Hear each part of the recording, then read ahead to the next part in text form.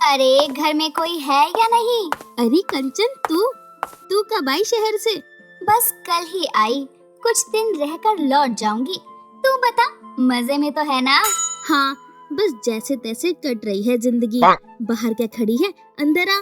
कंचन के घर में आने के बाद रचना उसको चाय पानी देते हुए उसकी महंगी सी साड़ी को निहारती हुई बोलती है। हाय दैया, तेरी साड़ी तो बड़ी चमक रही है। शहर की है ना इसलिए, वरना यहाँ तो ऐसी साड़ी मिलती ही नहीं है। अरे इस तंबाकू की डिबिया जितने गांव में मिलता ही क्या है। मैं तो कहती हूँ तू भी शहर जाकर सुकून भरी जिंदगी गुजार। सही कह रही है, शहर में तो बड़े बड़े मकान, दुकान और घूमने की जगह होती होगी ना। और नहीं तो क्या, अरे बड़े बड़े घर, ठाट बाट वाली नौकरी, इतना स्वादिष्ट खाना और हर दूसरे दिन घूमना फिरना। अच्छा, सही है, शहर की जिंदगी के अलग ही नजारे हैं। सच में कितनी अच्छी किस्मत है तेरी। अरे शहर की जिंदगी की तो बात ही अलग है। अब मैं खुद इतने ऐशो आराम की जिंदगी गुजार रही हूँ, किसी चीज की कोई कमी है क्या मुझे? सही कह रही है कंचन तू, लेकिन मेरी सास माने तब ना, बुढ़िया शहर का नाम सुनते ही मना कर देगी। अरे तो उस बुढ़िया की सुनने ही क्यों है? तो उनके बुढ़ापे के चक्कर में उम्र भर यहीं पड़ी रहेगी क्या? नहीं कंचन, मुझे भी शहर देखना है, लेकिन ओहो, ये लेकिन छोड़ और अपने पति के साथ शहर में बस जा, नहीं तो जिंदगी भर इस गांव में गोबर के उपले ही पोतती रहेगी। कुछ देर बात करके और चाय पीने के बाद कंचन तो वहाँ से चली जाती है, लेकिन उसकी कही बात रचना के दिमाग में घर कर जाती है।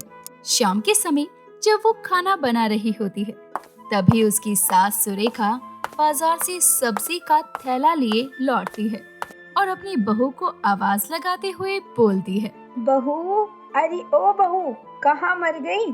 ना जाने इसके कानों में क्या दिक्कत है। अपनी सास की आवाज सुनकर रचना रसोई में खुद से कहती है, इनको तो अलग ही खुजली रहती है, मुझे आवाज दिए बिना तो जैसे सांस नहीं आती इनको।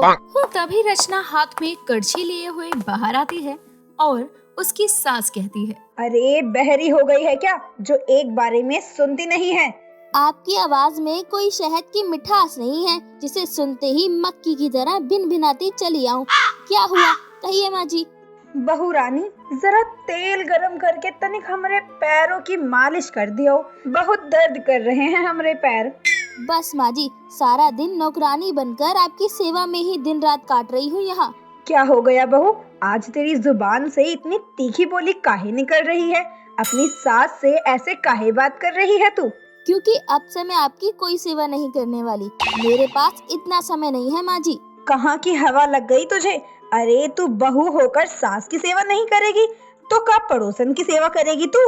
मुझे नहीं पता माँ जी, और वैसे भी मैं आज की बहू हूँ, आपके इशारों पर नाचने वाली कठपुतली नहीं, समझी आप? अपनी सास को ये सारी बातें सुनाकर रचना वापस रसोई में चली जाती है, लेकिन उसकी सास समझ नहीं पाती कि अचानक उसकी बहू के बर्ताव कैसे बदल गए हैं। अगले दिन जब रचना का पति सरजू काम से लौटता है, तो वो उससे शहर जाने की बात करते हुए कहती है, ए जी सुनिए ना, हम भी शहर जाकर रहते हैं ना, क्या बोलते हैं? शहर?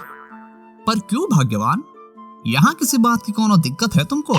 दिक्कत ही दिक्कत है जी, यहाँ शहर जैसी सुख सुविधा नहीं है, कुछ भी तो नहीं है इस गांव में, ना अच्छा काम ना ऐशो आराम। लेकिन यहाँ हमारे अपने रहते हैं, मेरा काम यही है, फिर कैसे शहर चले जाएं?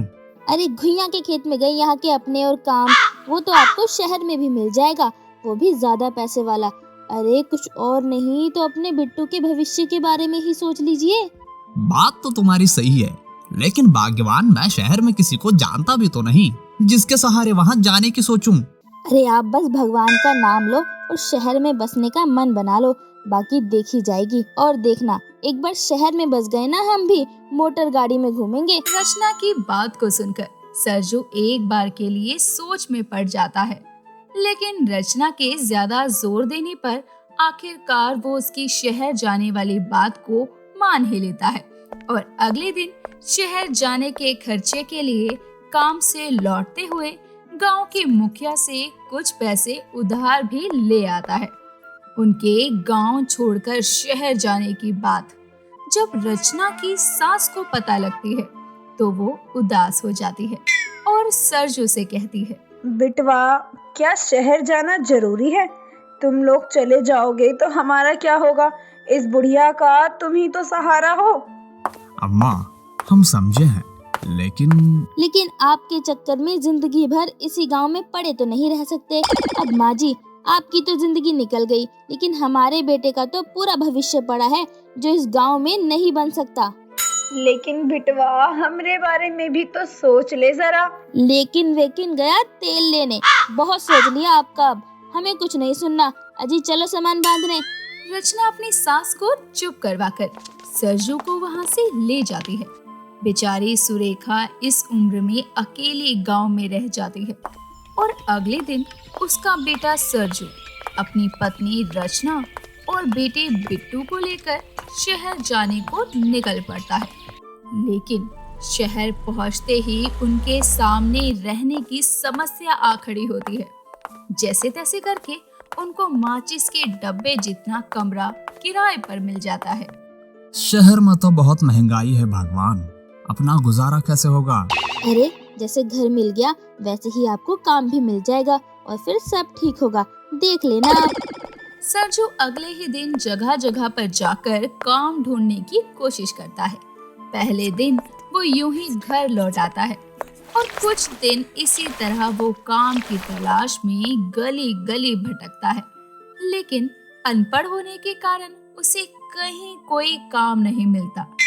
दिन बीतते रहते हैं और बीतते दिनों के साथ उनके पास जो भी जमा पूंजी थी वो भी खत्म होने को आ गई थी कि तभी परेशान होकर सरजू अपनी पत्नी से कहता है, लगता है शहर आकर हमने खुद के पैर पर ही कुल्हाड़ी दे मारी है। एक तो इतनी महंगाई है, ऊपर से कोई काम देना तो दूर, बात करने को राजी नहीं। मुझे तो लगा शहर आकर जिंदगी बढ़िया कटेगी, लेकिन अब तो लगता है खाने के लिए भी भीख मांगनी पड़ेगी। तुम भी ना जाने क्या सोचकर शहर ले आई। हाय दैया, क्या सोचा था और क्या हो गया। दोनों ही अपनी हालत का रोना रो रहे होते हैं कि तभी उनका मकान मालिक वहां आ जाता है और गुस्से में कहता है, क्यों भाई सरजू, 2 दिन बीत गए, अभी तक कमरे का एडवांस नहीं दिया तुमने? वो बात ऐसी है कि पैसे नहीं है मेरे पास, कुछ दिन का समय दीजिए, मैं पैसे दे दूंगा। अरे भाई, ये मेरा घर है, कोई फोकट का धर्मशाला नहीं। पैसे दोगे तो रहोगे, नहीं तो अभी बोरिया बिस्तर लेकर रवाना हो जाओ। ना जाने कहां कहां से आ जाते हैं शहर मुंह उठाकर। इतना कहकर मकान मालिक वहां से चला जाता है और उसकी बात सुनकर सरजू और रचना की चिंता बढ़ जाती है। वो समझ नहीं पाते कि अब आगे करे तो करे क्या। तभी दुखी होकर रचना बोल पड़ती है, सुनिए जी, लगता है शहर आकर हमने गलती कर दी है। हाँ भाग्यवान, हमारा गुजारा यहाँ नहीं हो सकता। तुम्हारी बात को बिना सोचे समझने की गलती कर दी मैंने। देखिए जी, खुद को कोसने से अच्छा है कि गांव वापस लौट चलें। सही कह रही हो, इसके अलावा और कोई रास्ता भी नहीं है। अब क्या था, सरजू अगले ही दिन अपना सामान बांधकर पूरे परिवार के साथ उल्टे पांव गांव लौट आता है और घर पहुंचते ही रचना अपनी सास के सामने नजरें झुकाए कहती है, माँ जी, मुझे माफ कर दीजिए, हम आपको अकेला छोड़कर गए इसलिए हमारा ये हाल हुआ। माँ जी, सच में हमें बहुत पछतावा है, हमको नहीं बनना शहरी बहू, हमें आपकी गांव की बहू बनकर ही आपकी सेवा करनी है और शांति से जिंदगी बितानी है। बहू, अब हम क्या कहें, इस बुढ़िया का बेटा तो उसको छोड़कर शहर चला गया था, लेकिन कहते हैं ना कि हर सुनहरी रोशनी सोना नहीं होवत है, और ये बात तुमको अब समझ आई है, वही बहुत है। हाँ माँ, तुमने सही कहा। जिस चकाचौंध की चाह में हम शहर गए वो तो हमको मिली नहीं, लेकिन अपने गांव की कीमत समझ में आ गई। कोई बात नहीं, जो होना था सो हो गवा, और देर ही सही, पर तुम लोगन की अकल ठिकाने तो आ गई। बस हमरे लिए यही बहुत है। वो कहत है ना, सुबह का भूला शाम को लौट आए तो ओका भूला नहीं कहते। इस तरह सुरेखा उन्हें माफ कर देती है और फिर रचना फिर से अपनी सास की पहली जैसी ही सेवा करते हुए उस गांव में ही अपने परिवार के साथ एक खुशहाल जीवन बिताने लगती है। उम्मीद है दोस्तों ये वीडियो आपको पसंद आई होगी। वीडियो पसंद आई हो तो वीडियो को लाइक करें, चैनल को सब्सक्राइब करें और साथ ही अपने दोस्तों को शेयर करना ना भूलें।